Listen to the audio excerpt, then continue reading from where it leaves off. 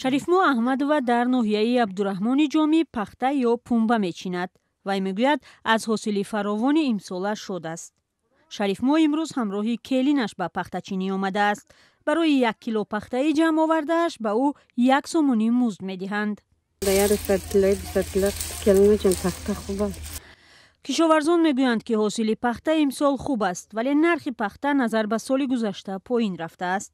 агар соли гузашта кишоварзон 1 кило пахтаро дар нуқтаи қабул ё корхонаҳои тавлиди пахта 8 ё 9 сомонӣ мефурӯхтанд, ҳоло онро 6 ва 6.5 сомонӣ месупоранд.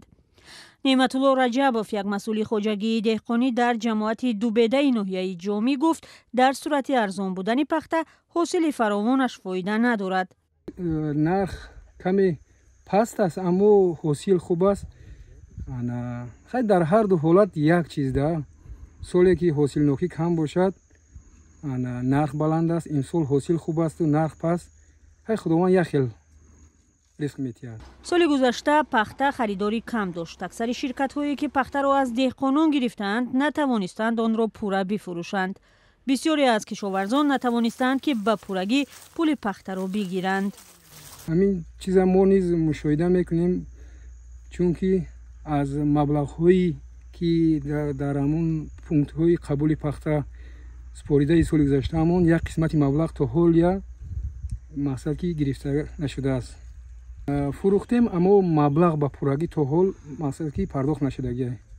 дар идораи кишоварзии ноҳияи абдурахмони ҷомӣ гуфтанд, имсол қариб дар 8000 гектар замин пахта кишт шуда, ҷамъоварӣ ва фурӯши пахта назар ба соли гузашта беҳтар шудааст.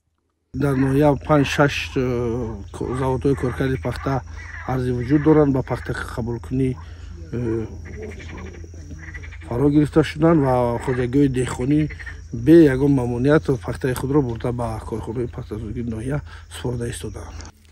дар аксар ноҳияҳои пахтакор кишоварзон аз нархи пахта розӣ нестанд ва метарсанд ки даромади онҳо қарзҳои бонкиро нахоҳад пӯшонд. дар вилояти хатлон имсол дар масоҳати 123 000 гектар пахта кишт шудааст.